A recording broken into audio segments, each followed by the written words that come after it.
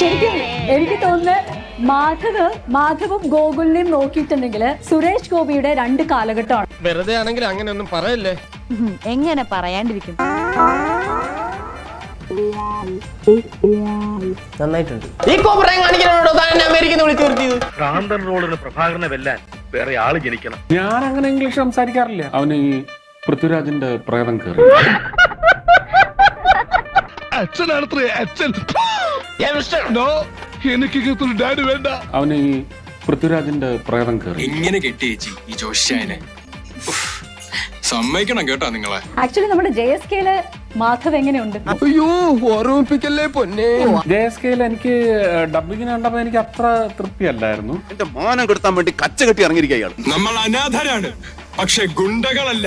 നിങ്ങളുടെ റോളും ശരിയായില്ല, അഭിനയം മഹാബോറും. പക്ഷെ ഇന്ന് എനിക്ക് കണ്ടപ്പോ തോന്നി കുഴപ്പമില്ലല്ലോ എന്ന് തോന്നി.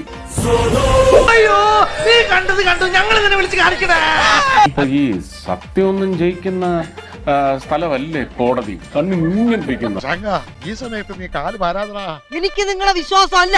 അവളുടെ ദേഹം എന്റെ ദേഹത്ത്. എങ്ങനെയുണ്ടാ? നല്ല ആർട്ടിഫിഷ്യാലിറ്റി ആയിട്ടില്ലേ? നീ ആള് കാണുന്ന പോലെ നല്ല സാഹിത്യകാരൻ തന്നെ. എനിക്ക് അത് മാത്രമേ ഉള്ളൂ എനിക്ക് എന്തോ ഒരു. ഇപ്പോ റിഹേഴ്സൽ നടന്നുകൊണ്ടിരിക്കുന്ന നാടകത്തില് എനിക്ക് നല്ല റോളാണ്, ഞാൻ കലക്കും. എനിക്ക് പ്രതീക്ഷയില്ല. സുരേഷ് ചേട്ടൻ അത് പറഞ്ഞതിന് നമുക്ക് തെറ്റിദ്ധരിക്കേണ്ട കാര്യമില്ല. കാരണം അതൊരു അച്ഛന്റെ രോദനമാണ്. ഇവിടെയുള്ള മലയാളികൾ തന്നെ ജീവിക്കാൻ വേണ്ടി കഷ്ടപ്പെടുക. നിനക്ക് നാട്ടിൽ നിന്നാ പോരെ? നാട്ടിലിപ്പോ പഴയതുപോലെ ഒന്നല്ല, ഇഷ്ടം പോലെ പണിയാ. പണിയെടുക്കാതെ ജീവിക്കാൻ പറ്റുമെന്ന് അറിയാൻ വേണ്ടിയാ ഞാൻ ഈ കുടലിലേക്ക് കെട്ടിയെടുത്തേ. നീ വന്നാലും പോയാലും തൽക്കാലം ഇത്രയും മതി. വരട്ടെ.